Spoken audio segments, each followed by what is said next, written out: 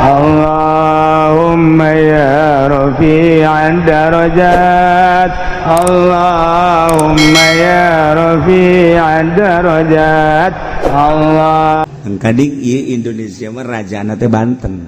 Banten raja. Di Banten teh aya dua kekuatan, hiji maung nomor kedua orai. Lain lalagat. Lain lalagat. Kuari keur ngaringkuk bae orai di Gunung Garang. Areguk. Eta buntutna jeung huluna lamun nyana hudang tah Banten teh katutup kabeh. Mun nyana hudang hulu jeung buntutna teh ngahiji lain sa Gunung Garang sa Banten tek bari nyana geus kakarek udang doang aya naon emang ceng nyana teh rame amat ulah ka udang ulah ka udang es deui ada ngaringkuk lamun eta geus kaluar pan aya anu pawang anu bakal ngagerokeun kokot aya naon saha anu bakal dicaplokna saha kiai nu mana tah si eta heula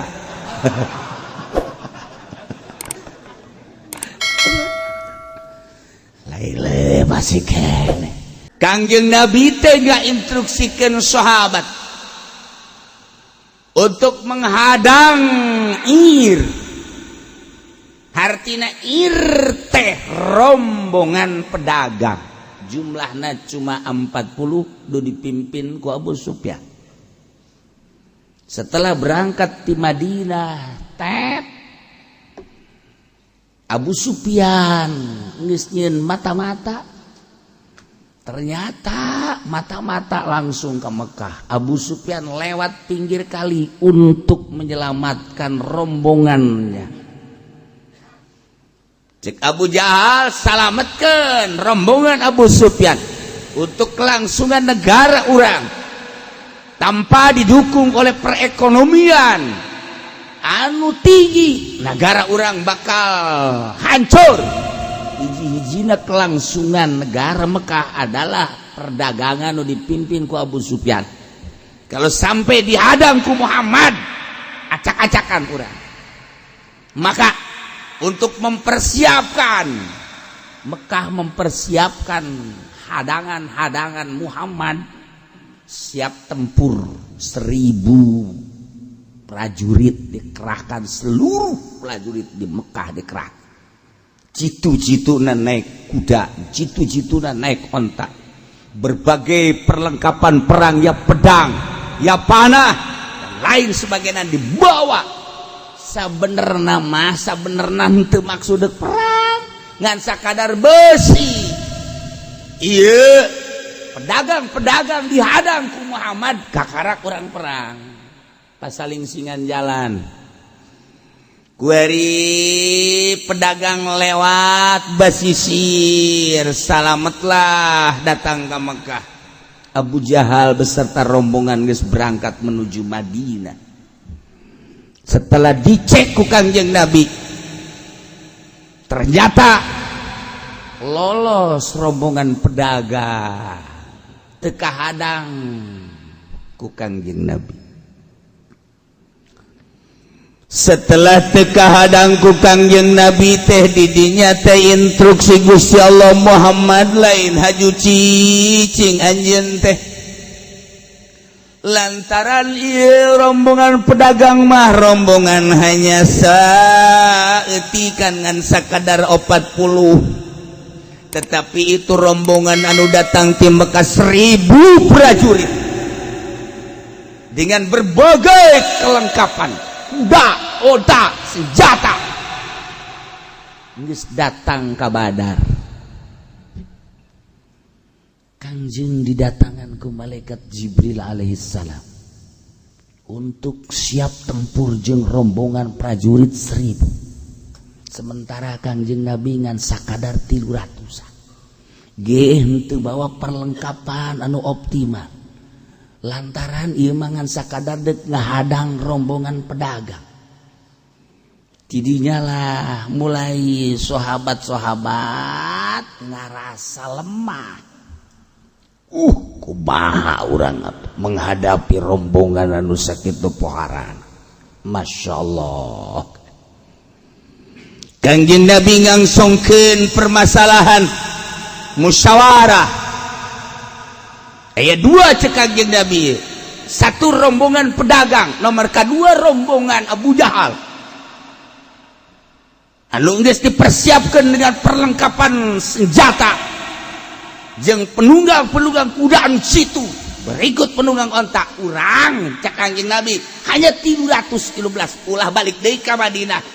Pilih di antara dua, hanya sekedar rombongan pedagang nuku urang bakal dihadang atau urang bakal menghadapi musuh urang anu 1000 sakitu karana. Ya kabehan sahabat Muhammad, ya Rasulullah, hiji bae pedagang bae gesalian teh urang balik bae. Bahaya ya urang menghadapi eta, waduh atuh lain lalagan.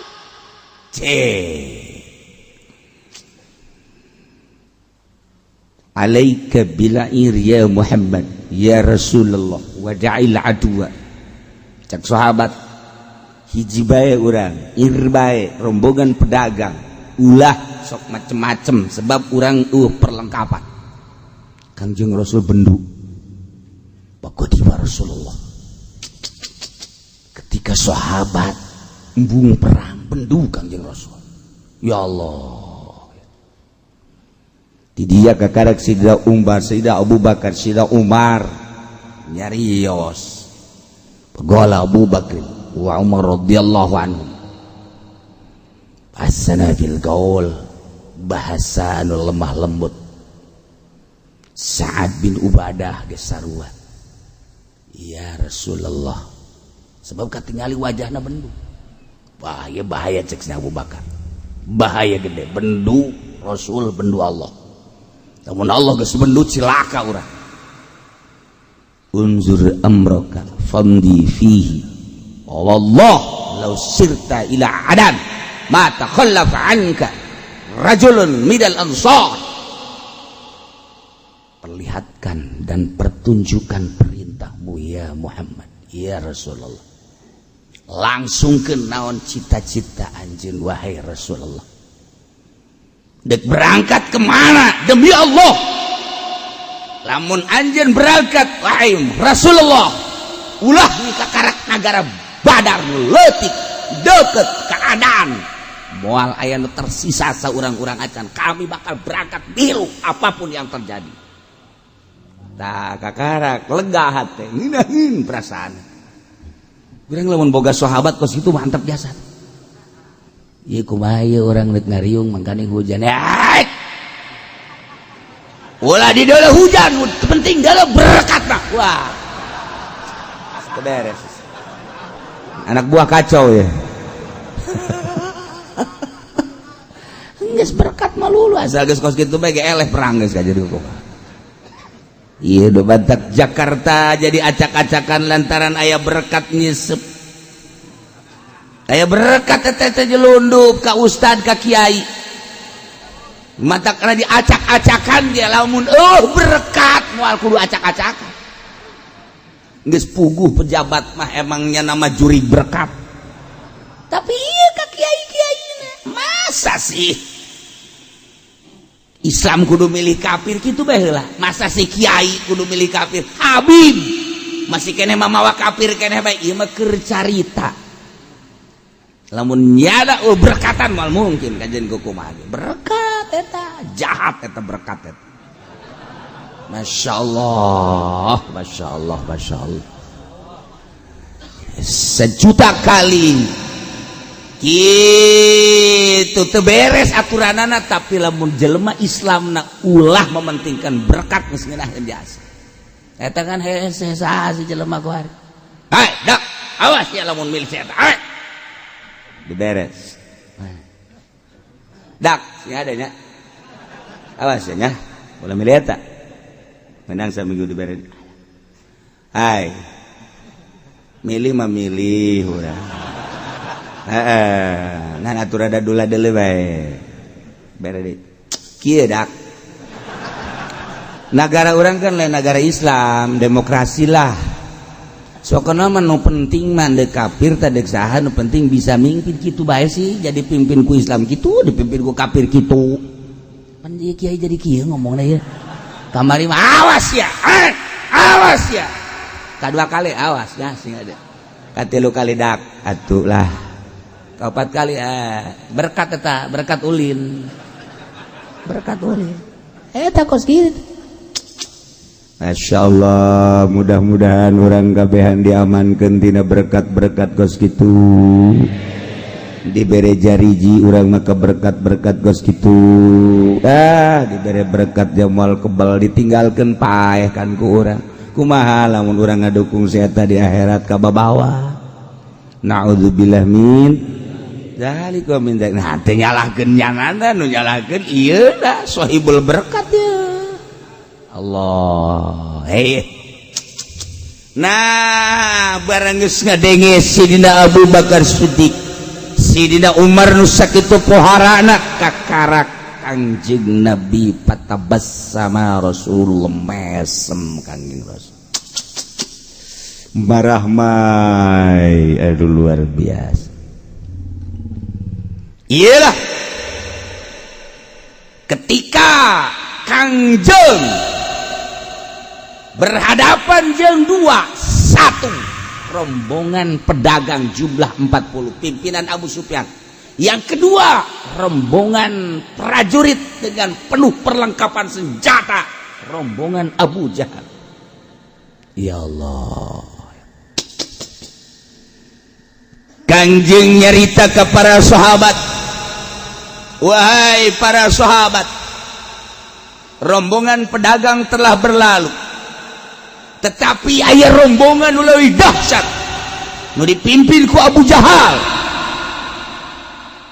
pilih setelah rombongan pedagang teu aya urang kudu berhadapan jeung rombongan Abu Jahal rombongan Abu Jahal telah menghadap urang cek Kangjeng Nabi pilih di antara dua urang siap hanya pedagang atau siap maju untuk perang melawan rombongan Abu Jahal inilah ayatna Masya Allah bayangkan lamun urang tengah-tengah hari takir aya di rombongan eta de kumaha sakadar ayat 313 sementara perlengkapan eueuh mun urang aya di tengah-tengah eta rombongan Abu Jahal anu sakitu poharana geus dipersiapkan untuk perang jumlahna 1000 leuwih mangkali 1000 bae heulana 1000 ngalawan 300 berarti 1 lawan 2 teman 1 lawan 3 ya Allah ya Rabbi coba ayo iyalah diabadikeun ayatna wadhkur eling anjeun Muhammad inget anjeun Muhammad idh ya'idukumullah waktuna Allah ngajanggikeun ka aranjeun kabeh ihda qaifataini kana 2 rombongan 1 rombongan Ir pedagang jumlah 40 dipimpin oleh Abu Sufyan kedua Nafir anu geus dipersiapkan pasukan perang penuh persiapan persenjataan perlengkapan dan para annahalakum eta salah sahijina teh kudu di hareupan ku aranjeun sedengkeun wa tawaddun anjeun berharap anawati saukati takunu lakum sanyanya rombongan anu teu ngabogaan kekuatan nyata rombongan pedagang teh takunu lakum ilah nu bakal dihadapan ku anjeun anjeun mah berharap dengan sakadar rombongan pedagang bae hiji likillati ada dia saeutikan ngan 40 sementara urang 300 dua wa ujadiha perlengkapan perang pedagang mah beda jeung pasukan perang tapi wa yuridullahu an yuhiqqa haqqa bi kalimati lain deui kehendak Allah wa yuridullahu ngarepkeun Gusti Allah ma yuhiqal haqqa kana ngajelas ngalahirkeun netepkeun hak bi kalimatihi kalawan kalimat Allah nu teu Allah dek nembongkeun Islam dengan peperangan Badar nu saeutik muslim ngalawan kafir nu loba. Jang contoh Allah kari dek ngabeakeun kafirin anu tersisa di Mekah dihareupan ti dijakan ribut sahabat urangan sakadar neuk perang teh ngalawan pedagang tapi urang ieu ku Muhammad ku Rasulullah di tengah hareupan rombongan Abu Jahal kacau kahayang urang mangan sakadar ieu doang tapi ieu kahayang itu mah kos kitu amat dijalah musyawarah tetapi bulan siap urang hadapi rombongan Abu Jahal 1000 rombongan nana bakal dihareupan ku 300 ya Allah ya Rabb cek Kangjeng Nabi dengan tekad anu bulat lain ku kuantitas tetapi ku kualitas.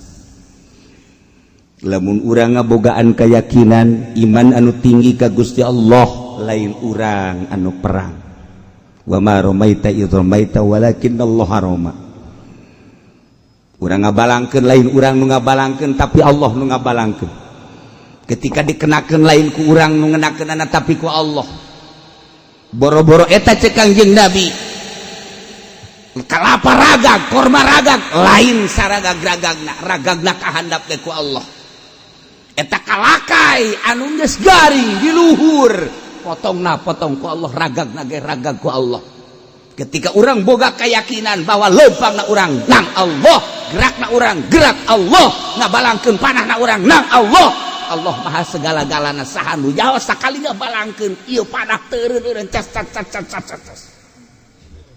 saha nu jauh ngabubat babet pedang urang teh ieu dibantuan ku Allah nu urang teu jaho kege turun malaikat der ngabogaan tenaga energi di luar kemampuan urang kakarak sahabat je ai kitu mah tuh mantap kan urang ge lamun eleh urang sieun ge ngandalkeun urang sakikieuna tapi lamun urang geus di luar kapasitas urang boga kasieun urang boga kabogoh kemudian kabogoh urang telepon bae kudu berangkat mangkaning jam 9 peuting liwat kuburan rada maribis kan urang aya biasa sadar mah sieun aing ka dinya kuntianak aya di dinya momonon aya di dinya pocong aya di dinya tapi dengan tegad anu bulat demimu sarwiti enggak sawah nu di deuleut kuntilanak tinggal kuntilanak pocong tinggal pocong gas minggir sia kabeh eta setan ge sieun heuh aya setan rajana liwat teh setan ge sieun eta ge masyaallah nah ieu nu mantak para waliullah nu mantak kok bisa kuat eta cicing di leuweung boga keyakinan anu luhur wanian amat eta Syekh Maulana Hasanuddin cicing di luhur Gunung Karang lantaran boga keyakinan anu luar biasa wanian amat eta teh Syekh Kal Sunan Kajir Jaga cicing di sisi kali tahunan boga keyakinan anu tinggi eta mah para wali-wali Allah ieu urang kuari hudang tek ti peuting kemudian mandi wudu tengah peuting poek mungkleng batur saat lelah sarare urang hudang bila perlu urang berangkat ke makam terus urang takorub di dinya kon teu sieun sih kasieun sebab nu di deuleu asal kabayar hutang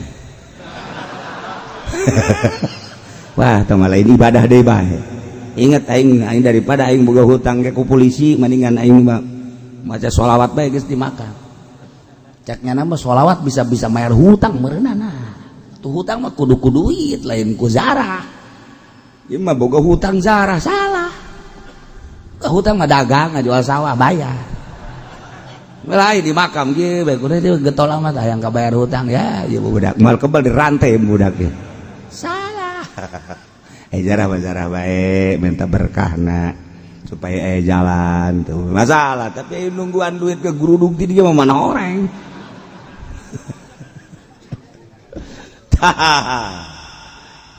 ilah lalakon di zaman Belanda kamari ieu ulah kaget engke ge aya bantuan aya nu puasa bae mah geus jelas tambah dibantu ge lantaran emang ti awalna ge boga rencana ieu kan zaman Belanda aya nu ngadadak dibere cai cek gagah disuntik pelerna cek gagah eta geus kararitu ngadadak aya nu datang ka ruhuna tah cekel ku sia gagah lamun memang endek dibere kemenangan urang kege aya bantuan ti Allah anu urang naget teu daun kitu ngaranna teh di luar nalar urang kaget urang iya tuh terus bae kos kitu dataga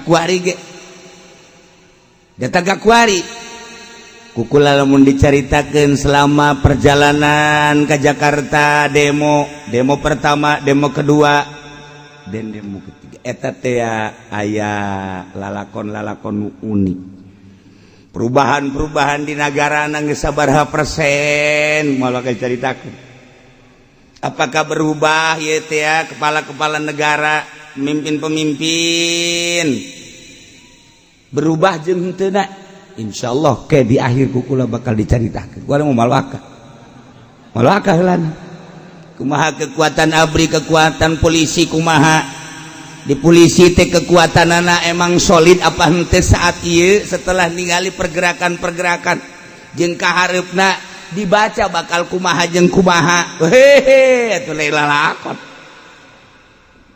sakieu ge encan tarurun encan masih kena marah rendem kene mendem atuh ki podoli jancan keluar sekali keluar innalillahi lah we Allah keur dideuleu sebab naon wali Allah mah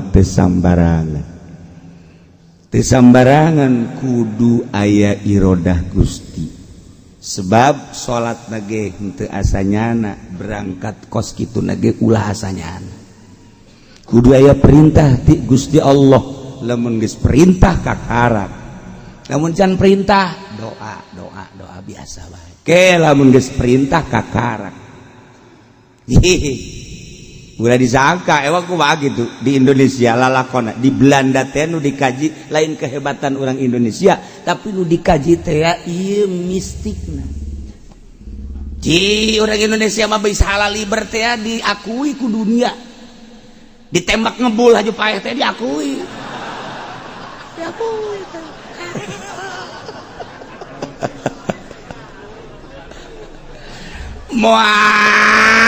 raja sihir datang ke Indonesia ti Amerika David jalamun di urang rajana anu dikagumi kunyana anu dibanggakeun kunya jamaah datang atuh ka urang mantak datang ge kan aya ngendek dilawan apa henteu na eta mah lain urusan datang ka urang berarti aya inohongna di urang sarua bae ngan teh dilawan aya enggak usah ulah sebab bahaya teguh mana ayat cerita di luar negeri ayat cerita Nyeroro Kidul make jilbab di urang mah Nyeroro Kidul make jilbab saha cenah eta anak ente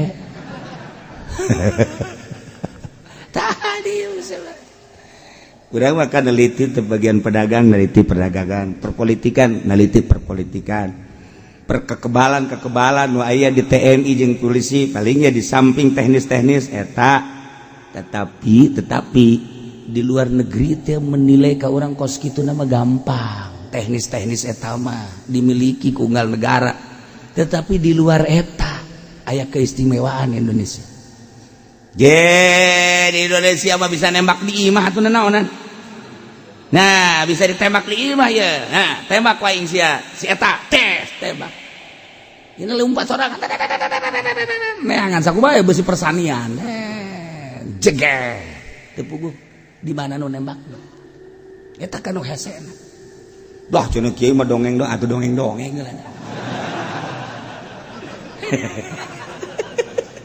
Itu siapa aya atuh aya. Kading ieu Indonesia mah rajana teh Banten. Banten raja. Di Banten teh aya dua kekuatan, hiji maung nomor kedua orai. Lain lalaga. Kuari keur ngaringkuk bae orai di Gunung Garang. Ari eta buntutna jeung huluna lamun nyana hudang tah Banten teh katutup kabeh. Mun nyana hudang tek hulu jeung buntutna teh ngahiji. Lain sa Gunung Garang sa Banten. Tek.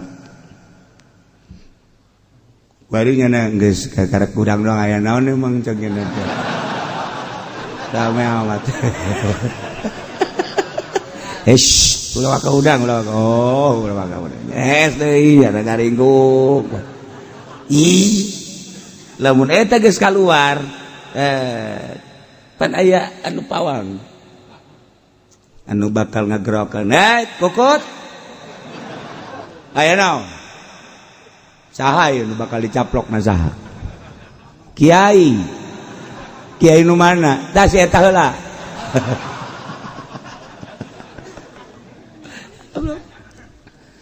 Laile masih kene.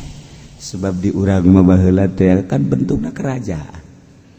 Sedengkeun hiji-hijina kerajaan. Ingat. Kerajaan Yogyakarta tumbang, Surakarta tumbang, berbagai kerajaan tumbang. Ingat, Banten teu pernah aya sejarah tumbang. Tidak ada sejarah tumbang Banten. Apakah tumbang Banten? Tidak. Masih kuari teh masih solid kerajaan Banten. Pokoknya asal geus udang. Hah? Kau mana?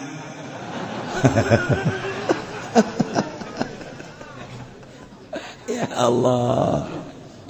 Urang aya geus kitu aja resepan tah deh. Aju hayang pon perang. Aing ngarasa teu boga naon, embung pan perang. Atuh urang mah kitu bae. Ngarasa lemah ngan teu sambarangan ke di mana-mana sumur jeung sumur geus nyararambung cirina eta kakarak meunang dihudangkeun orai. Lamun sumur jeung sumur can nyambung moal maksudna kumaha geus kos kitu bae ulah sok nyaho maksud nyaho kitu bae heula. Cenah kieu hayang nyawa semua dibere nyaho ge moal nyaho bae. Hese semua otakna ngan sajengkal. Tuh, iyalah. Aya sejarah. Sok taliti. Kerajaan-kerajaan Sriwijaya, kerajaan Fatahillah kabeh, geus puguh Surakarta, Yogyakarta kabeh, termasuk Cirebon tumbang. Tapi Banten teu pernah aya tumbang. Solid mantap kuari teh dipake kasieun huru-hara Banten cekelan Banten sing ada ulah datang ke hudang. Lamun Banten hudang cilaka. Banten gede cekelan di puntayangan ka mana arahna cekelan Banten ulah kena hudang Banten atuh geus nagara oyag. Masyaallah. Kahiji eta, dua mau emang eta TNI ngabogaan kitu lambang maung mana itu siapa singa we teu nyaho ajar jasinga we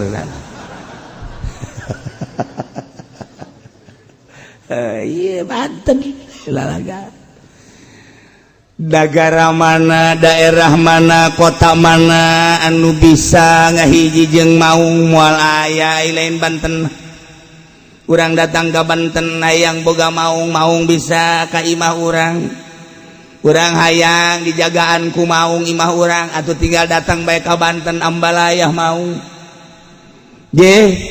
Negara maung teh kapan di Banten? Ieu nu ngaji ka dieu ge nu ngaji ka dieu aya maung gareng. nu ngaji ka dia mun hayang nyaho ieu maungan ngarupa jelema saha atuh si eta aya mau urang ngobrol kanjing nyana sugan teh jelema mau geus datang nyana kumaha kiai leg-leg bae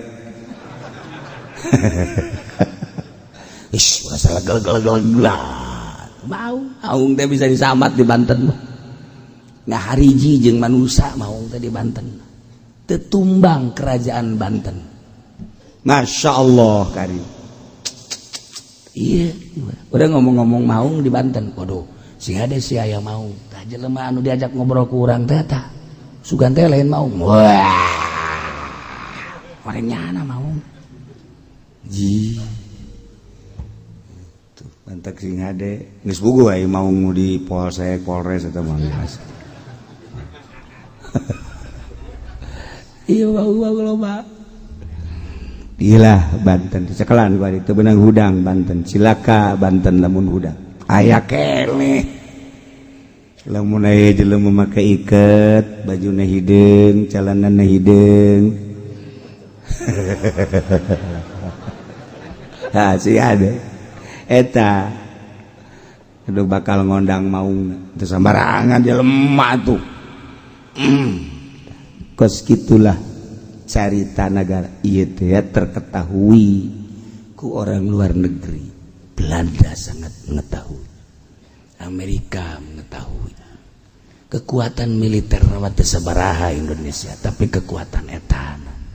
Sebab sejarah teh membuktikan ketika orang perang jeung Belanda henteu gegeraan 300 tahun teh ngahaja. Lamun digegeraankeun harita teu bisa, tapi henteu sebab eta urusanna politik. Oh, iyalah Banten. Wah. Bantak asal awas dia ku aing. Wah, eta asal geus ngomong awas dia ku aing. Aja dibere aya japuk tenang. Wes tenang. Ya Allah. Bae. Wa tawaddun aranjeun kabeh mami karesep nikah hayang pengen sakadar ngalawan nu teu boga kakuatan ya rombongan dagang. Tapi wa yuridu Allah mengharapkan ngalahirkan hak dengan kalimat-kalimat Allah lek ditembongkeun kagagahan Islam wa yaqbada birul kafirin Allah dek ngamusnahkeun ka akhir para kafirin dengan tumbangna Abu Jahal tumbanglah kafir. Masya Allah karim. Lihiqal haqqa wal batilal batil. Maksudna Allah betapkeun kana hak yakni Islam. Wa yubtilal batil, bet ngahapus batil yakni kufur dengan mudah Allah. Walau karihal mujrimun, sanajan musyrikun mak embungeun tumbang kakapiranan. Sanajan musyrikun jeung mujrimun mah embungeun lenyap kebatilan, tapi ketika Allah menghendaki gampang mudah. Urang berangkat atau teman demo mah lalagaan mah, tapi lalagaan kan jadi sorotan dunia. Anu diperkirakan bakal 1000-2000 tapi ternyata jutaan manusia. Sanajan TV ngajelaskeun cuma sekian ribu sekian jutaan. Eta nang saha ngagerakeun buat lain jelema kabeh bae. Lamun geus digerakeun kabeh, wah tuh Jakarta pinuh, Tangerang pinuh kabeh. Ngagejebur ka kesedane kabeh.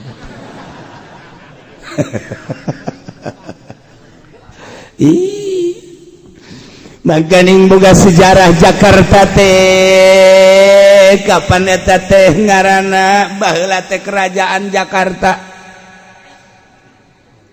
Banten teh kerajaan Banten, Jakarta teh mangkaning dipimpin ku Banten. Sapira Jakarta mah ngan sakadar kalapa naon tuh sudah kelapa leutik kerajaan Jakarta teh ngan sakadar Sunda Kelapa, tapi Banten mah kerajaan internasional. New Zealand, Belanda, Inggris, Arab, Cina, India Datang na ka Banten kabeh. Sunda Kelapa maleutik. Mantap Jakarta kajian kena acak-acakan, tapi lamun Banten geus sudah. Di benteng ku Sadane. Cisadane teh lain sakadar ngaran biasa. Nu mantak buayana ge lain lalagaan Sadane.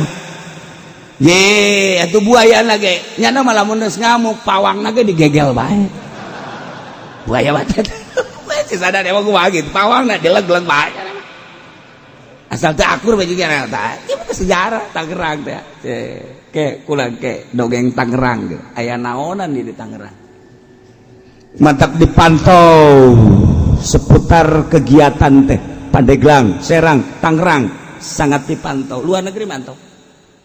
Besi hudang Tangerang. Besi hudang Tangerang. Ih Cisadane teh boga sejarah. Benteng Cisadane teh bentengan. Banten teh negara anu pinuh ku bentengan, dua bentengan, hiji bentengan zahir, kadua bentengan batin.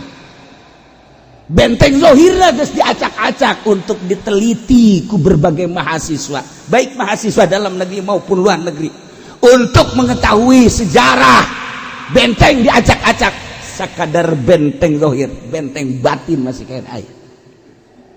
Mentek lamun dek liwat ka Banten teh kudu boga opat salam. Hiji di Cikande eta kudu salam. Cikande tah pas perbatasan Tangerang Serang. Eta di kudu salam. Assalamualaikum orang Cikande. Beres. Cak nyana waalaikumsalam edan sia. Iya geus kitu bae. Anu boga sejarah mah pasti kitu. Urang Cirebon, Jawa Tengah, Jawa Timur dek ngadu jeung urang Banten lewat Cikande laas ilmu kabeh. Saha bae? Cikande.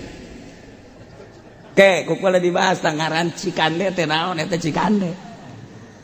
Lewat urang di Cikande masuk kota Serang kudu salam deui. Assalamualaikum atut. Salam jakana. Aing di dieu di jero ya. Salam deui. Serang juga sejarah tuh Serang. Masya Allah. Terus asup lewat kota Serang masuk kota Banten salam deh. Begitu orang datang ke kaca-kaca Banten kakarak salam. Ketika orang keluar di Serang salam deh. Lantaran di dieu lomba nu ngageguh seantero Pandeglang, Rangkas Bitung, Lebak, Caricing di dieu. Banten teh lamun zahir mah kuari geus acak-acakan, batin mah masih kae. Matak loba nu zarah ka Banten leungit. Leungit. Diris budak letik mah kolot leungit, masyaallah. Teangan saminggu horeng kawin. Aduh.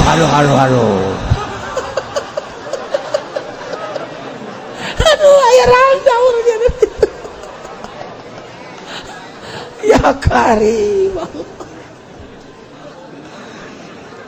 Nah, ikir cerita perang Badar. Terjadilah pilihan kuari salah satu di antara dua. Ketika para sahabat milih Ir tetapi dibelokkan ku Gusti Allah, kita milih Nafir, harus berhadapan dengan pasukan Abu Jahal. Anu lobana 1000 bari sudah diperlengkapi oleh senjata anu mutakhir saat eta.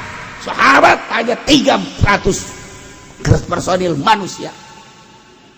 Kecaritakeun mah kuari teh geus beuleut tekad para sahabat berangkat ke medan laga Badar dengan dijanjikeun ku Kangjeng Rasulullah ulah sieun dengan tekad anu bulat, iman anu luhur, bakal datang bantuan ti Gusti Allah. Allah maha segala-galana, nu penting hiji liyuhiqul haqq wa yubtil batil, sesuai jeung Allah dek nembongkeun hak yakni Islam, dek naruntukeun batil yakni kafir. Hiji eta insyaallah teh Kangjeng Nabi. Walau karihal muslimun, sanajan orang-orang kafir, orang-orang musyrik tidak suka, dengan tumbalna kekafiran, tumbangna kemusyrikan. Adab urang diperintah ku Allah cek Kangjeng Nabi. Siap. Mulailah gerak para sahabat ke medan laga, melanjutkan instruksi Kanjeng Rasul, dipandu ku Gusti Allah. Itastaghitsuna rabbakum wallahu a'lam bissawab.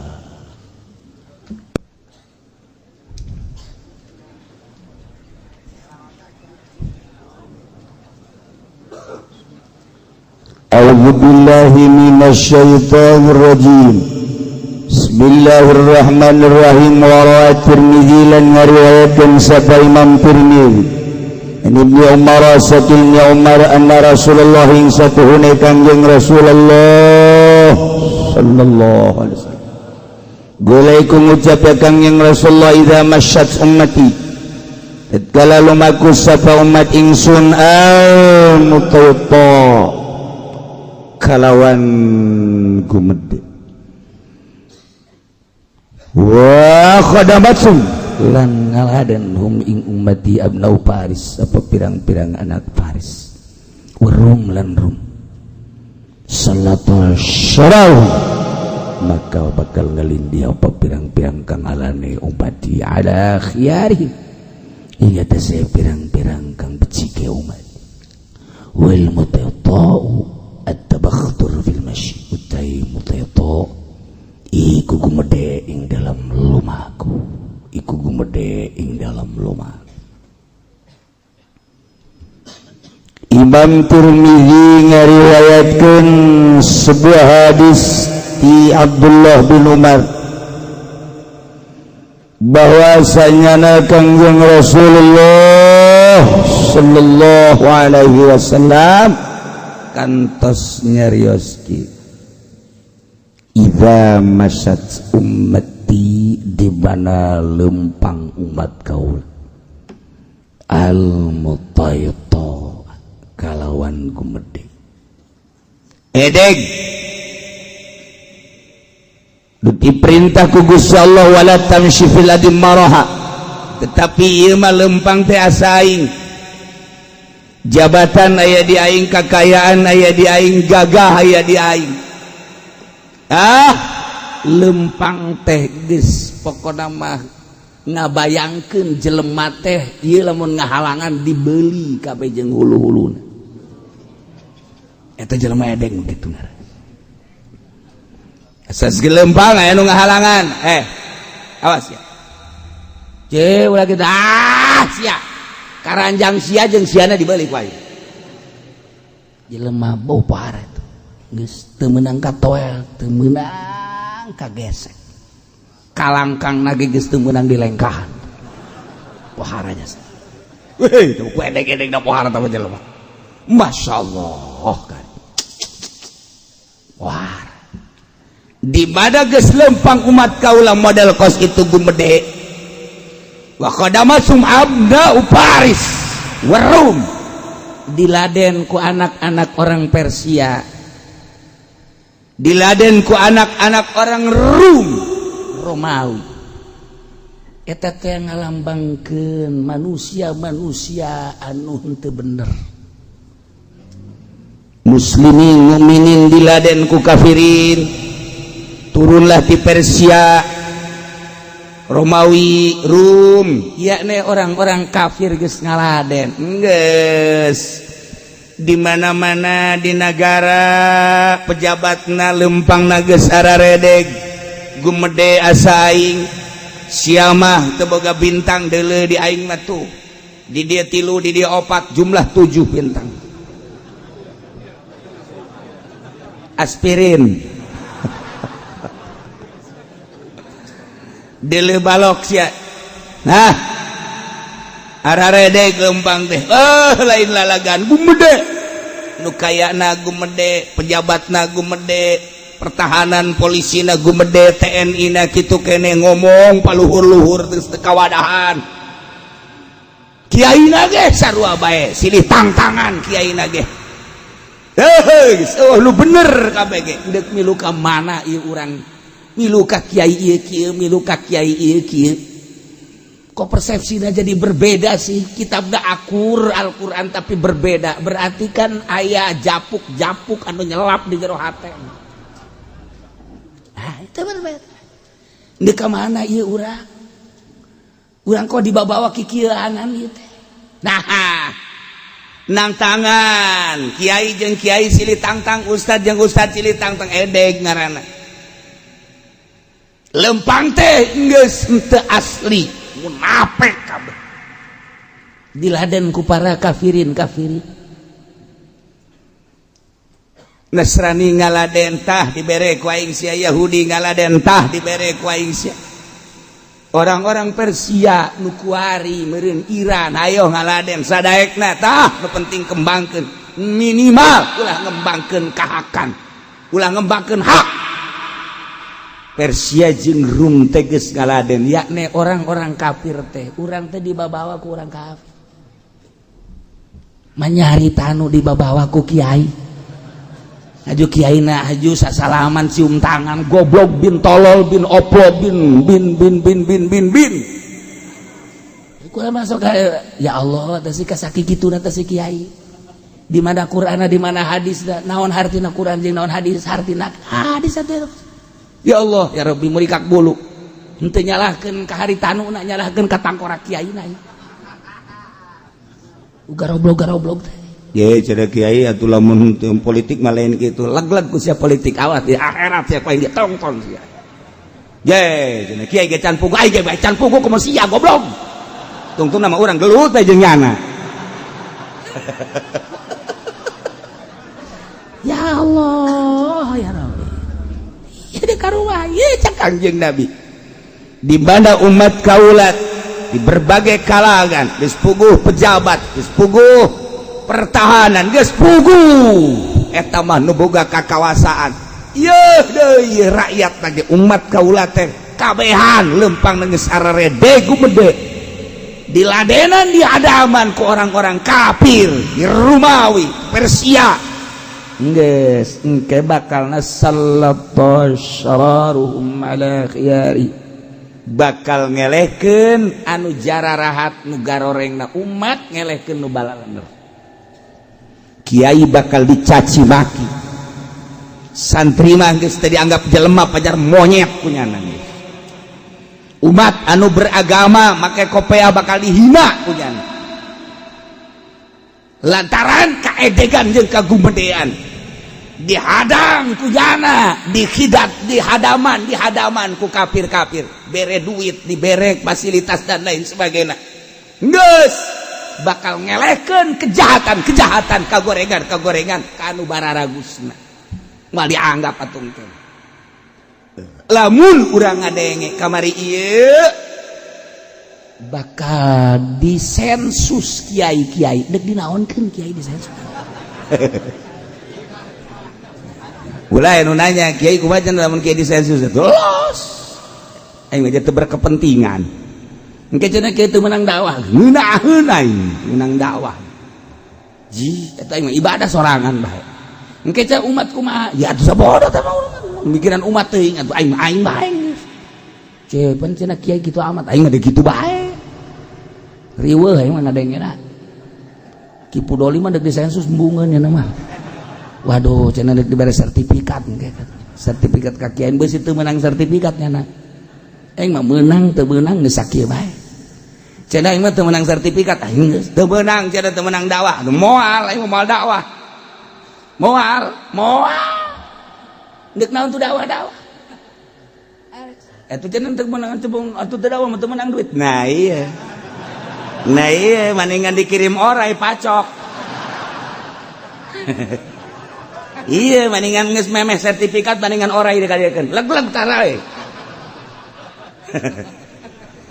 jadi itu dakwah mah makin rit makin mantep dakwah hayu sabisa-bisa urang di Kangjeng Nabi ge satu menang dakwah toela satu menang ngomong lalauna urang balik deui ka dieu kajeun cenah ditembak syahid aing ye di akhirat nu nembakna di keteangan gue nya jahanam bagian lu Kiai di mana? No, sono Firdaus.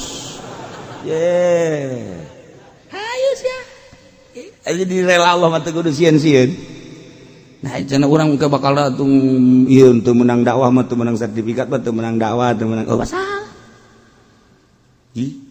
Jumat cenah ke lamun teu menang sertifikat mah teu menang aya jadi imam teu menang jadi khatib atuh masalah pere atuh Jumat.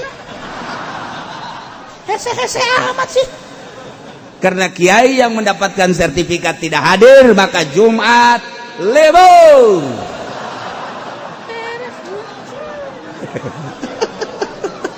Ayo tanggung jawab camat, tanggung jawab bupati. Itu kayaknya ge Islam ieu hudang nya ge. Kalau geus kos kitu teh harare hudang. Kalau nonton bae ka aja nih. Sensus kita hukum. Nah iya mah keur carita urusan kaditu nama jaka bege gerak nang Allah ngan endek ka rumaha ieu nagara endek dikarumahakeun lamun lain penyempitan agama. Ketika agama disempitkeun sempit bae secara zahir mah, tetapi apakah cukup didinya Islam moal bisa lantaran Islam ketika dipersempit teu sieun pae Islam gitu. Kuari mah sararieun pae lantaran can jelas. Ketika geus jelas kudu berhadapan jeung musuh. Emang Islam sieun pae henteu. Sebab naon? Sorgana bakal ditembongkeun ke hati masing-masing. Ge atuh emang geus kuasieu polisi ge polisi anu kuari nyana kaditu arahanana. Lamun Allah mere taufik jeung hidayah ka polisi goblok meureunanan aing kudu ngebantayan orang Islam. Balik deui nyana kaditu. Sia hoka. Ya atuh urang mah itu mah urusan Allah tah mah. Warinya nak kali itu sebab kan jelas. Ketika geus jelas atau polisi ge anak saha, anak Haji Soleh, anak Haji Makmun. Cak polisi teh bapak aing Haji Makmun. Bapak aing Haji Soleh, kok aing kudu ngabelaan si eta. Balik kanan nya na. Balik kanan nya na. Balik kanan.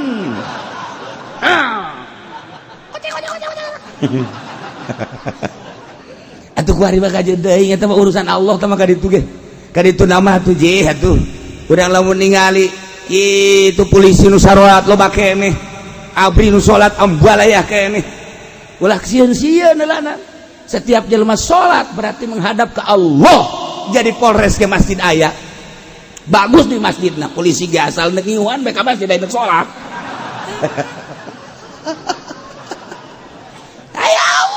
Itu kayak hati dah dibalikin baku Allah nya ada musyawarah yang polisi ya orang nanaonan ya kudu ngabantayan orang Islam emang orang hirup dek di dunia doang naon hartina jabatan di akhirat na orang engke bakal disiksa mah kumaha kitu pican da primit pican udah angkat senjata lu dulu Kapolres ya. Eta mah urusanna geus kaditu mah rahasia Allah. Geus acak-acakan mah agama emang kumaha gitu. Kuari mah encan atuh biasa bae ulah sieun-sieun. Aya nu ngageter-geter paling kiai kuna sieun cenah kudu bisa perang. Aju kunaon? Gun ngaji teu kudu pereng ngaji ge cek. Ai sia perang sieun pereng ngaji pere tolol. Ngariung embung kula mah ngariung teu cenah salat ge sampir. Salat ge sampir teu. Kiai tolol ya kiai. Borangan dia tetep kiai. Ulah itu biasa baik sih. Masya Allah. Ulah biasa baik. Kumaha gerak Allah. Engkege sahanunya tah seperti itu. Itu rahasia Allah. Ya polisi nu sholat embualaya kene. Kuari nyana masih kene. Encan jelas. Engkege jelas. Abri gitu kene. Nges jelas lah. Je atuh sahanu daya kana neraka sih. Atuh nyana geja mikiran polisi ge nya aing nembakan jelema muslim atuh anaing kana neraka. Palingan cek nyana encek ditembak kunyana. Ayo, tembak. Tembakan beak encek kabeh. Hei. Lalu nanya, "Pak, polisi kok nembak encek?" Sorga aing. Kok eta teh ditembak teh sinci eta mah kabogoh aing. Wah, polisi Bang. Beres si polisi. Ayo kolot ditembak budak henteu. Masya Allah. Nah iyalah carita urusan gerak Allah subhanahu wa ta'ala. Keges kalut batu Allah nu gerak-gerakan kuari mah tenang-tenang bae heulanan kurang ulah kapancing ku ieu ku itu hayu bae nu ngaji nu salat nu dagang aktivitas orang biasa bae ulah riweuh ku perkara anu encan kanyahoan di polisi ge jasarua bae tenang-tenangnya ge malalikir abri malalikir urang komo matung geus bae urang tenang serahkeun segala-galana ka Gusti Allah Subhanahu wa ta'ala ngan ieu doang ye di mana umat kaula lempangna geus gumede asa aing boga jabatan boga kakayaan boga wilayah jeung sajabana kitu kene rakyat asa aing kemudian geus diladen ku para kafirin nyana geus ngadam kadinya geus kadituna bakal dielehkeun nu bener bakal dielehkeun ku nu jararahat kuari geus hampir-hampir kuari geus hampir kuari geulanan geus nilai-nilai keagamaan jeung kemuliaan teh geus kajeun berarti terbukti ucapan Kangjeng Nabi urang Kangjeng Nabi Muhammad sallallahu alaihi wasallam sodaqah Rasulullah lamun urang kuari dicaci maki kiai dicaci maki misalna ku polisi misalna ku pejabat sodaqah Rasulullah tinggal kitu bae maha bener Kangjeng Rasulullah ternyata ucapanmu ya Allah ya Rasulullah 14 abad yang silam telah dibuktikan oleh polisi-polisi abri-abri dan pejabat-pejabat dan musuh-musuhmu ya Allah yang tidak beragama Islam sodaqah Rasulullah maha benar Rasul tinggal gitu doang udah geus ulah aya sedih ulah aya maha bener engkau ya Rasulullah ucapanmu telah terbukti di Indonesia geus beres aja urang ngalawan nah, tenang bae sih lah engke orai dikirim oke orai dikirim kalpas ulah sieun engke ge aya nu boga kuncina asal geus ngana hudang we orai kikiplik mana ge pudoli ya Allah Warawa Ibnu Majah wallahu a'lam fa in khalat maka lamun sepi ya dari yang muttasilah fa in khalat maka lamun sepi ya muttasilah annaha fal madhhabu annaha hirzun maka utawi madhhab iku satuhuna muttasilah iku simpenan naharon ing dalem awan zaman amin wa iglaqihi ing dalam zaman aman lan den gembok kebab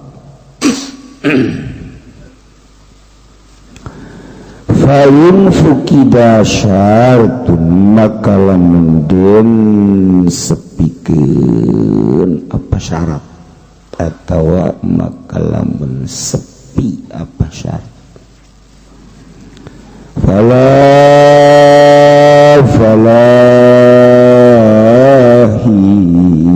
hirzun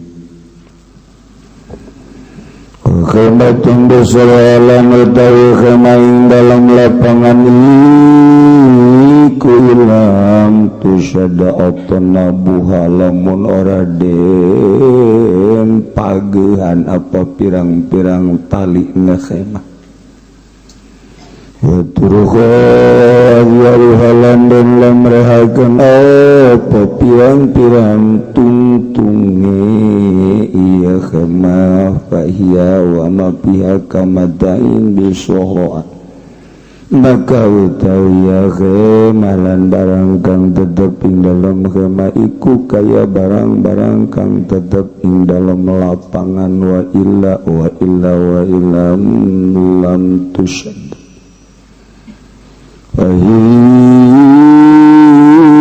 hirzun maka iku simpenan bisyatiha nafizil qawin kalawan syarat kang ngajaga tur kang kuat tiha ing dalam khailah walau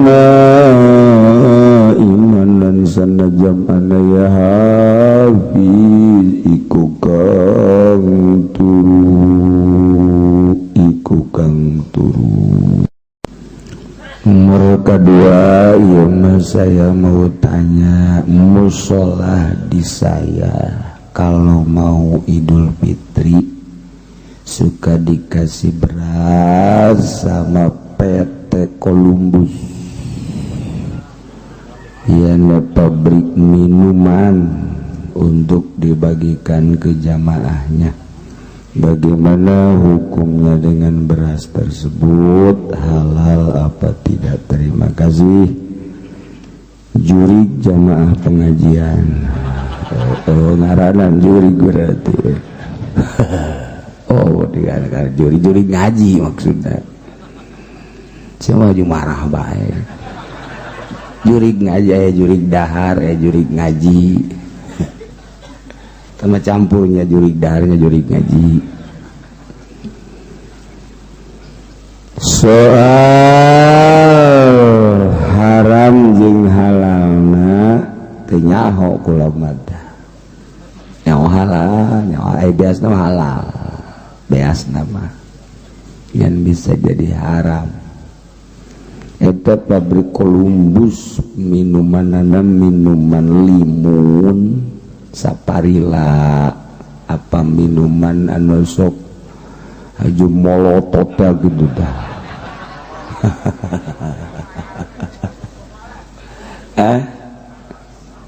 Sebab ngaranna ge Columbus eta teh di luar negeri mah geus kebal.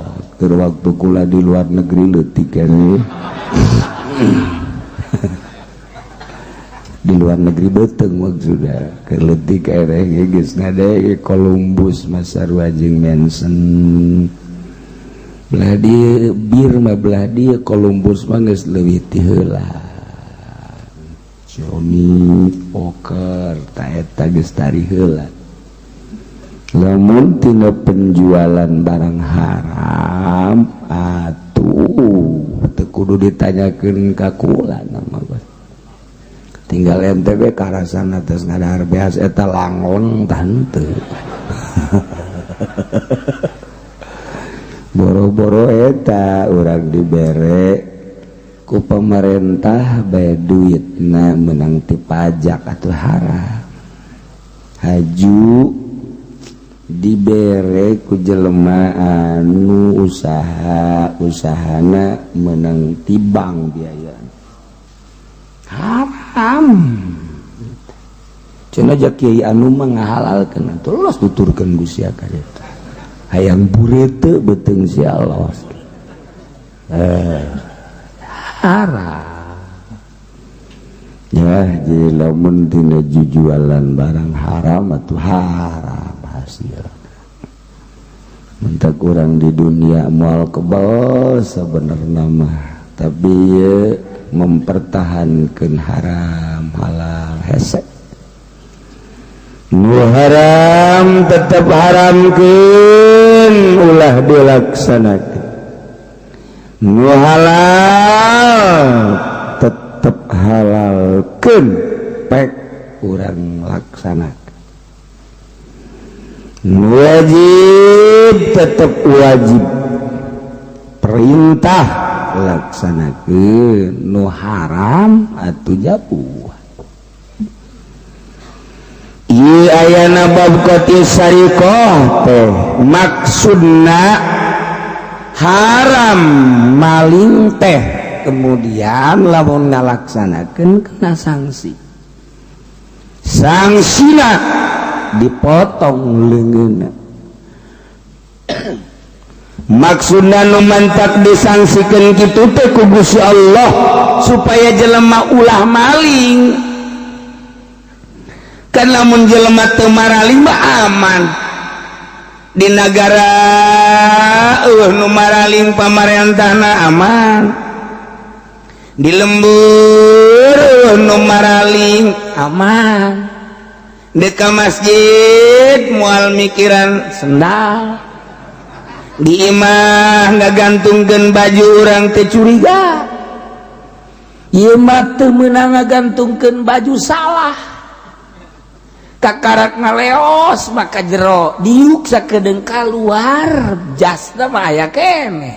Calana mah aya keneh dompetna. Geus aduh, ai nyangka ka batur jamannya, ai ka pamajikan deui jamannya deui. Tungtung nama orang lah beureun tuyul. Sakali dua kali horeng pamajikan urang tuyulna. Sawareh. Tah ieu sangsina nu sakieu beratna maksud Gusti Allah mah ulah ngalaksanakeun maling. Zina nu mantak sangsina pohara jasa abe ulah zina. Ieu mah dibere sanksi anu berat teh palah cenah berat amat teu adil amat lain teu adil. Tinggal geus tekadkeun di diri urang moal maling aing mah, moal zina aing mah beres. Berarti anu ngomong bocah macam aja cenah jelema anu muson zina muson kemudian diranjam datang ka pae Allah teu adil amat atuh sia mah endek si meureun. Endek. Atuh lamun moal mah ya itu moal leuwih ti eta aing mah teu kajen teh. Jai mah moal zina. Leuwih ti eta los. Boro-boro dirajam dicacag, diajur-ajur. Ih, merido dihukuman geus kitu ku Gusti Allah aing mah moal. Kakarak dipotong sakieu leuwih ti sakieu. Ridho aing mah dihukuman ku Gusti Allah. Emang kunaon? Aing mah moal aja. Talak mun tekad moal mah satuju. Lamun di jero hate aya gernek-gernek sautak saeutik pan Allah kejem amat. Jelema zina nya ngeunah. Kok diranjam sih? Ya Allah teu adil berarti di jero hatena aya saeutik boga rencananya lantaran meureun barang loba jasa ku ari berbagai kelas insyaallah kelas ngampar mah bisa dikredit. Aduh tempat tadi Citra ya di Puri mah bersih di Puri mah pindah ke Citra kabeh gitu. Aduh ya Allah karim ya watak satuju urang lamun urang geus ngucapkeun inni wajjahtu wajhiya lilladzi fataras samawati wal ard ini sanyana kaula wajjahtu ngahareup abdi teh wajhiya ngahareupeun diri abdi lilladzi ka Allah fataras samawati wal arda nu nyieun langit bumi katut eusin. Abdi teh dadamelan Gusti, hirup abdi teh pamere Gusti, tanaga abdi teh pamere Gusti, robah abdi cicing abdi teh anu Gusti. Sanajan embung-embungan ge wayah muriang mah muriang bae, sanajan embung-embungan ge wayah paeh mah paeh bae. Abdi ridho Gusti dihukuman ku Gusti. Cak Gusti salat wajib, cak Gusti minuman haram, cak Gusti zina haram, cak Gusti maling haram. Abdi ridho diparentah ku Gusti. Ulah-ulah ning kakarak salat berang, penting abdi ridho. Ulah-ulah kakarak ngaji perang, abdi ridho Gusti paeh misalna. Atau emang dititah ku Gusti, dek balik ka Gusti, abdi siap perang.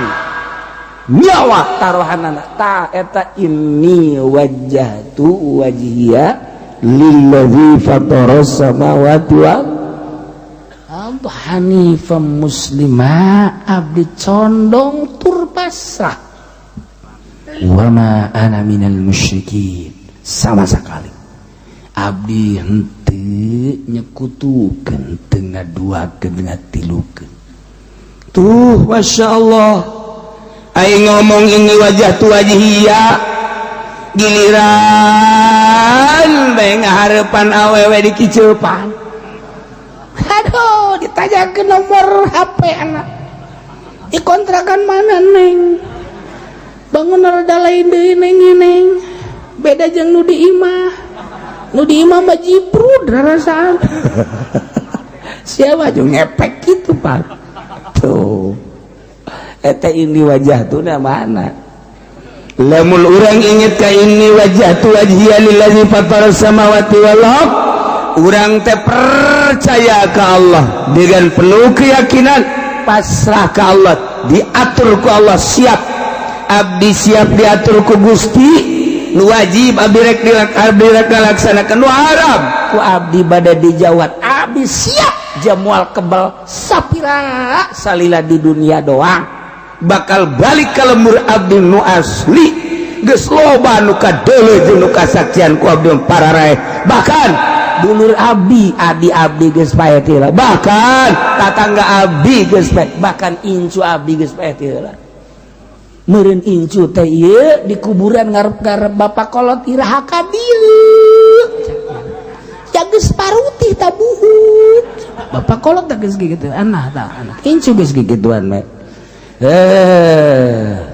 asal liwat dekat kuburan Lot kasih mana Lot gara ka dieu Lot nginahin di jero kuburan malot aya bodem Lot tatangga ge sagede olot di bodem komo olot beureun Lot gara ka dieu Lot nya nangis kikituan bae tah Masya Allah ye jadi ayana bab hudud lain berarti syariat kejam ieu teh bentuk larangan ulah atuh ieu mah urang nu mantak ngarasa kejem so teh hayang endeuh nu mantak eta tinggal urang arahkeun diri urang nafsu urang diarahkeun ku urang supaya nurut ka Allah tinggal eta tugas urang tugas orang mah tinggal ngarah ke nafsu sakitu doang nah fa'in kholat maka lamun sepi iman mutasil min hafizin tinu ngajaga ai imaman rapat cara di lembur urang kuari kamari manyaritakeun imah anu nunglan anu misah bulakan kuari mah imah ngahiji lembur berarti nu disebut imah ngahiji teh salembur teh loba jasa imah teh bahkan meureun kuari mah bisa disebutkeun geus lain lembur misah-misah imah ngahiji satembok kuduaan tapi teu wau satembok teu wau nyana-nyana urang-urang satembok kajahoan satembokna lamun urang maku belah dia nonghol ka ditu cek nu belah ditu sial maku panjang-panjang teuing teh si jelema dia aing-aing belas ya bawa dibales ya kajian hukum lagi isuk nganya namaku deui kadinya tek cek nu belah di ngonjol panjang amat satembok dua eta saraja satembok duaan can pugu wau sebab pindah-pindah panjenengan zain boga imah di lembur kemudian eueuh nu ngajagaan andai kata di perumahan eueuh nu ngajagaan di lembur ge sarua bae anu ngajagaan teh model anu ronda nah nu ronda di perumahan makan BSD woi di hareupeuna gaya satpam urang dek asup teh atuh ditanya heula mau ke kunjungan ke rumah siapa mana KTP-nya supaya aman di jero teh supaya aman di urang mah meureun aya ronda lah digilir per RT sa-RT sapeuting sa-RT sapeuting 7 RT 7 peting 7 baris kabeh 7 baris dangder beak waduh 14 RT 14 poe atau 14 baris beak kabeh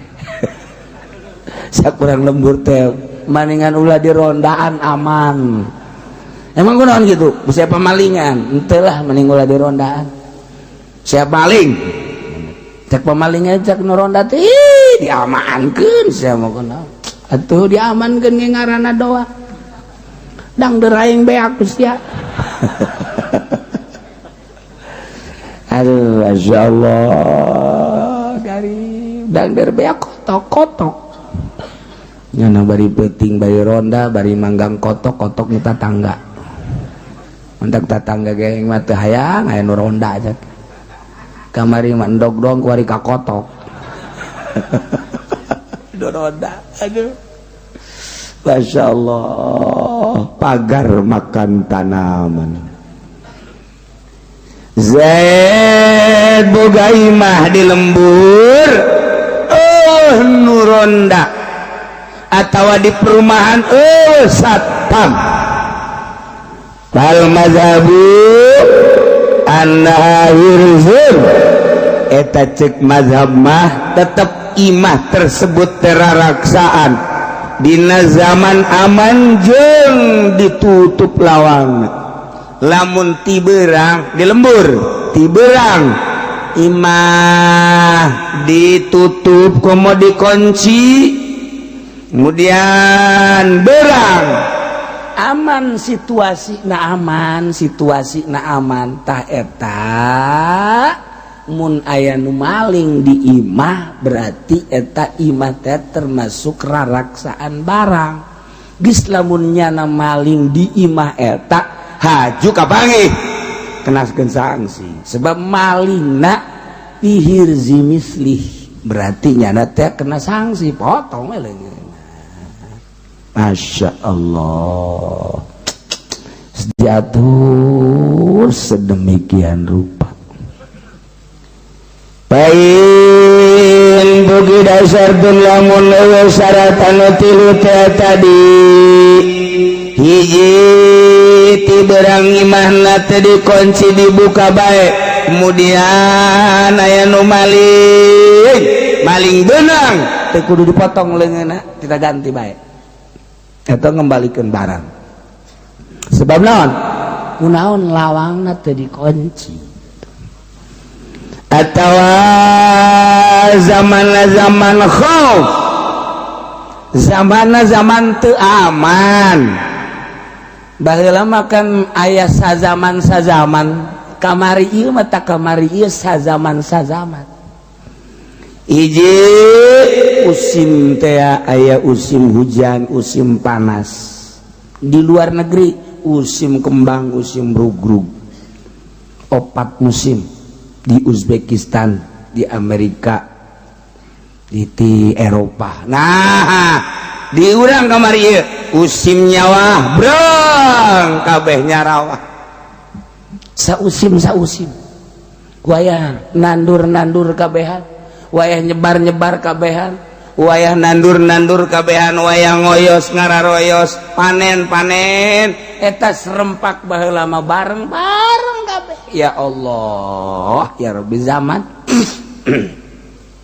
lamun zaman paila kabehan gur kabehan zaman hese zaman maling ge aya sazaman zaman pamalingan aya sazaman nah mantak sarariap di lembur teh jieun tongtrong titir ngaranna nongtrongna ge teu meunang sambarangan lamun nongtrongna trong salat berarti salat eta kos kitu undang teman-teman yang sambarangan lamun tongtrongna ngan sakadar tilu trong ngaji berarti lamun tongtrongna hiji tong prek berarti geus kitu eta tongtrong da nah lamun pamalingan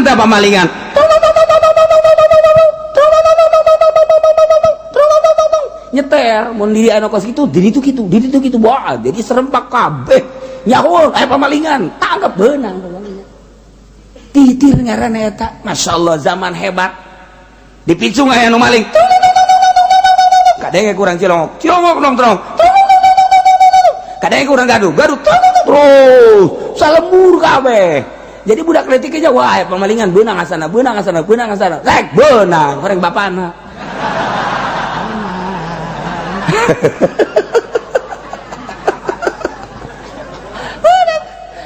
kos itu titir karena ada tongtrong bari geus eueuh canggih tinggal canggih HP arah raya dan lain sebagainya tapi tidak barenang beda beudang di kelumpat ka mana coba ayo kabeh paling ge di zaman pare keur gede jadi nyana teh lamun lumpat ka dieu aya ka ditu aya ka sawah supe ka tengah-tengah sawah nyana kieu be tengah sawah tah eta pamalingan wah kanyawan ku batur lumpat ka dieu jaga kusia dinya jaga hayo terus sawah diubrak kabeh ku bareng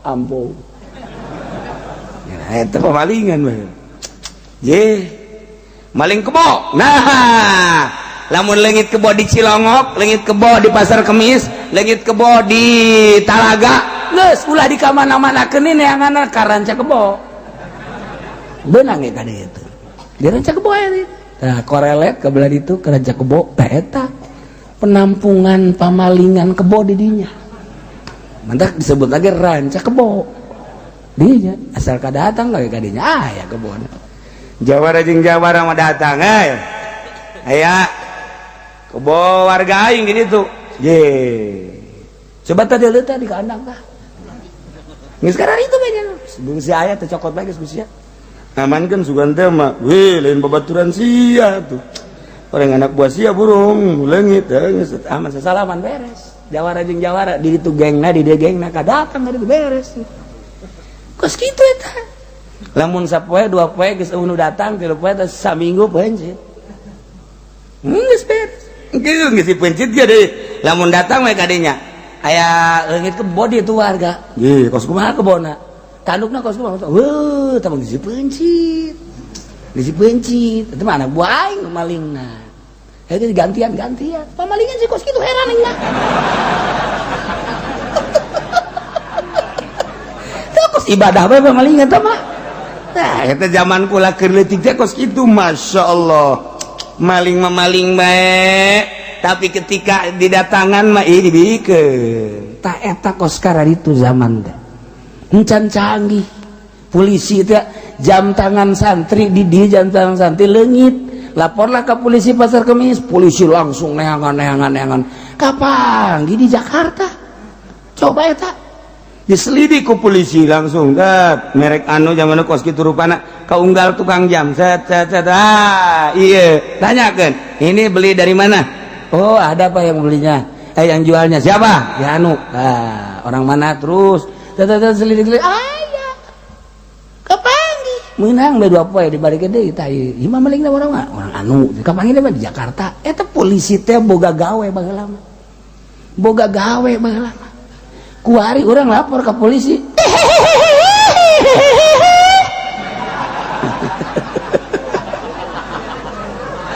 datang ka dilaksanakeun we ge moal galudug sing jelegur wari mah aya dilaksanakeun ongkosna dan lain-lain sebagainya baheula mah eta santri leung sepeda di dieu santri leung sepeda kapanggih deui Jakarta ye baheula mah anu sok disebut asem reges teh teteh pencitan di mana-mana aya nu leungit diantep heula teteh seminggu kalau geus eueuh karak dipencit gantung-gantung eta lamun aya polisi teh diangan nah iya kapanggih bae masyaallah karim mendak tanaga polisi baheula jeung ayeuna hebatan baheula polisi nu baheula ka surga bae polisi nu baheula mah polisi nu kuari jahanam paling hebat antara surga jeung jahanam nya ka surga henteu ka jahanam henteu panas nama ayat tetep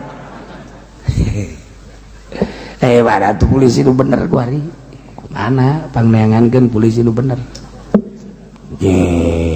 cak Bang Haji teh Ki Uci sambarangan bae puguh anak aing polisi loh cenah nanya di jahanamkeun anak aing mah polisi kulawa kamarah ka kula Pak ku bapa amati anak bapa nu jadi polisi teh sapoe dua poe terus tutur-tutur heula kege ku bapak sabulan mah bener-bener Ki Uci naraka horeng sia kaharti kege coba ge tuturkeun sabulan bae ulah kebal-kebal sabulan makanya horeng anak aing bener Ki Uci asana aing ka bawah ieu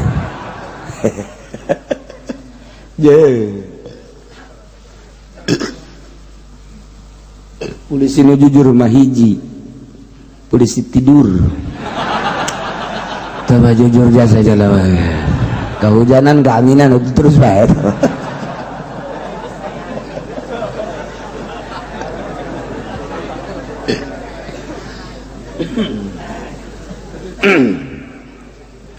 Masya Allah karim.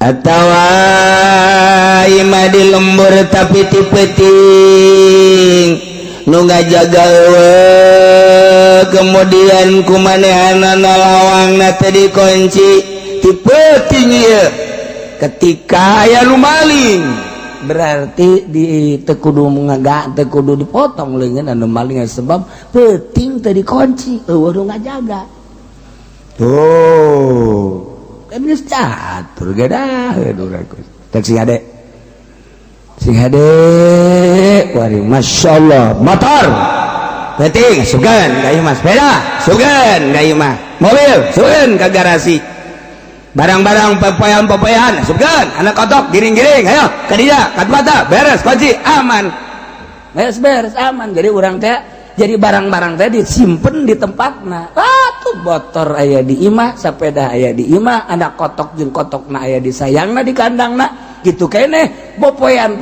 araya kabeh mobil di garasi urangna aya di imah alhamdulillah aman anak urang mah kabur tuh cak bapana motor aya sepeda aya mobil aya alhamdulillah geus kunci garasina aya geus kabeh geus aya anak urang mah tadi ngaleos bah di ka mana cenah nyaho jeung lalaki geus kajeun lah aman paling ge balik reuneuh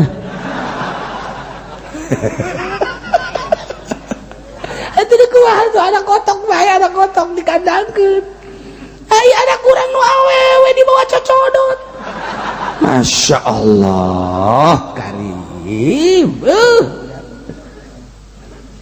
baheula mah pantes teh akan nini teh pantes mawa kokoprak teh cam hei bagri ya geus ulah arulin bae sagala main gobak sagala naon balik bagri sande kalas ya hei mandi eta budak kolot teh kos kitu kadeuleukeun jasa eta kuari nini make kutang samping dari kadeukeun ya Allah bu kerewi ganda anu geus beureum aya koneng aya bukna ge putih aya mun urang kapanggih duaan mah heuh sieun ieu asana kurit jurig newo teh ieu tapi nya eta man pantes jasa man bari mah kokoprak teh gitu cok main gobak eureun maghrib tuh suara azan bisa kumaha sande kalas ya ku kalong sia balik ngamping eta kun nini bae kun nini baralik bodak baralik marandi se bari diomongan kokolotna sia maghrib arek balik can mandi can dahar sia keur mandi dahar salat bater tita eta ge tolol ge kolot baheula tah mandi sia mandi maghrib mandi dahar tas mandi teh pendalahar dari lembur teh eta salat manteu sarua bae teh dititah jawabannya gitu salat ieu tapi kan aman araya di imah Masya Allah kuari barang mah dikajero-jerokeun segala rupa anak diabu ya Allah sazaman horegana aduh ngarempan jasa ayo Inggris jasa Masya Allah kuari urusan kemah urang lamun nyaritakeun kemah camping teh eta teh budak sakola kitu baheula mah di Garut di Bandung mun tamat SMA camping atawa libur panjang camping ai di urang mah anyar-anyar camping teh anyar-anyar eta ge ayana di anu make baju seragamna coklatnya naon kara atuh pramuka sih Masya Allah mah nyaho teu nyaho ya Allah ya Rabb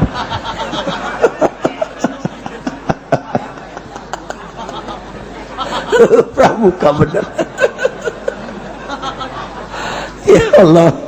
Tah aya teh camping teh urang di urang Pramuka. Bandung mah, Garut mah, Tasik mah, Ciamis mah tiba heula kararemping teh. Camping-campingan mawa kemah eta teh geus tradisi parahyangan. Di itu teh aya Citanduy, nyeun kemah di sisi Citanduy. 10-an. Didinya teh 3 poe, balik 7, nu 3 kanyut. Bandung eta kok gitu. Tah, Bandung situ Patenggang dari itu teh ya. Dieun nyeun kemah di sisi kitu tangkal teh Ciis manggading. Eta teh budak sakola nu baraheula mah. Encan tertata seperti ayeuna. Oh, gugulingan brus ka situ kadinya. Baheula mah tahun 88 hiji teh encan seperti ayeuna situ Patenggang. Cibodas. Kemah. Eta lah pagawean urang Bandung, Garut, Tasik, Ciamis. Sebabnya namakan sibuk.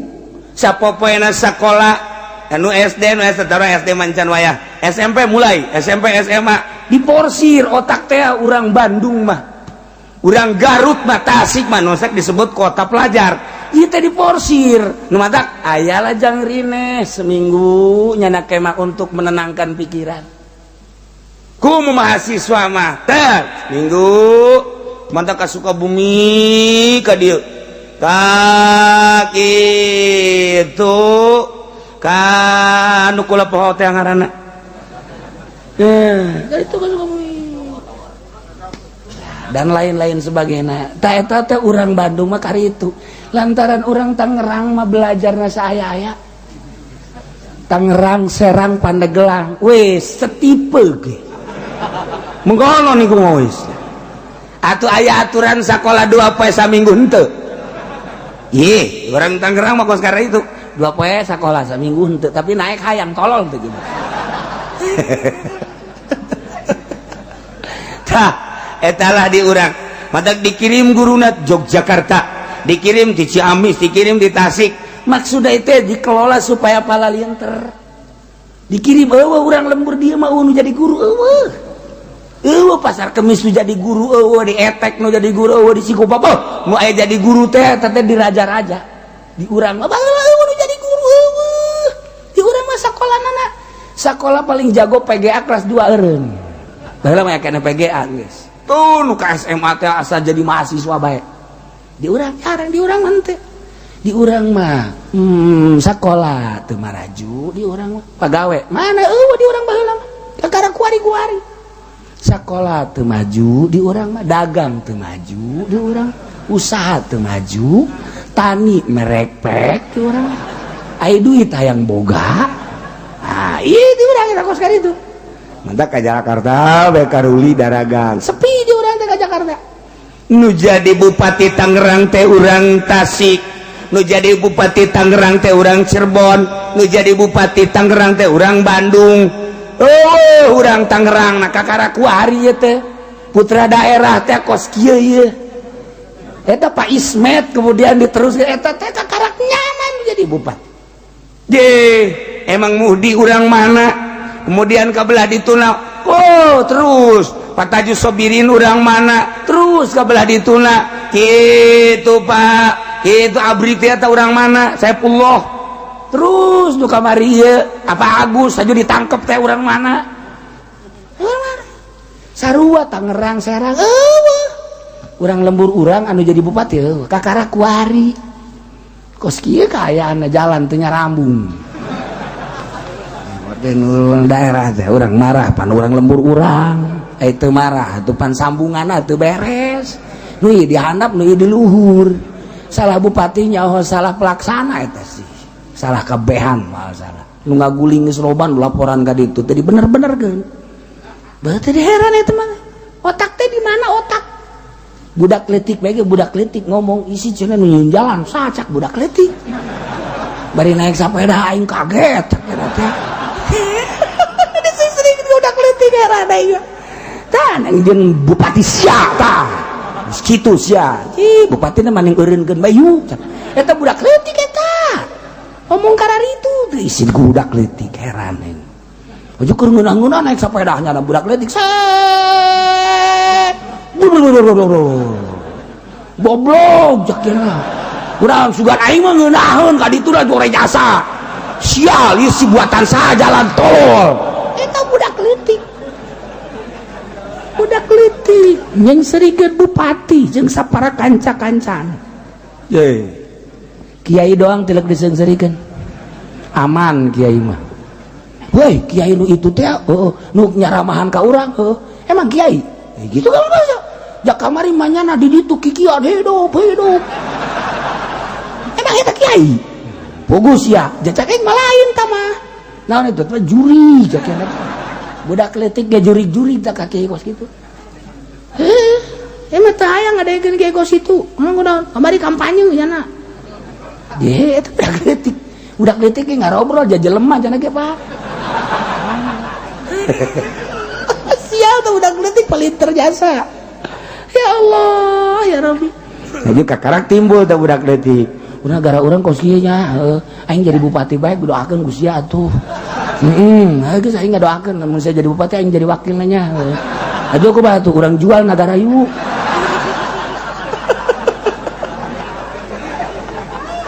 teu bareres budak leutik teu ngobrol budak leutik ieu tah bagus ya Allah ya Rabbi hemah ya kematun busora urang lamun nyaritakeun kemah loba dijual kuari mah budak leutiknya meuli ke kemahan teh aya kemah bebeneran rada gede kemah bebeneran mah abri teh ya lamun kalembur nyeun kemah atau perang eta kemah kam disebutna kemah nah aya kemah kuari mah aya kemah teh dijual paranti urang ka mana gitu petualang biasa nama ya petualang jadi geus ieu mah kuari mah geus serba lengkap ye aya jelema nyieun imah make kemah bae salila hirupnya na kemah bae nya nama aya deui imah teh geus puguh tembok kayu aya deui kuari mah imah teh geus dirancang buatan Jepang eta teh make mur terap-terapkeun tok jadilah imah kayaknya yang pindah deui bukan deui ku jangan set pindah ka anu terapkeun deui plak eta batur geus capek aing ngadengeun ge eueuh jang ibadahan ja capek eta mah tah ieu urang mah pan imah teh timimiti nyieun blak kos kitu bae geus mas beres geus emang kurang ieu teh di romak-romak henteu lah tasawuf teh lain emang kunaon duit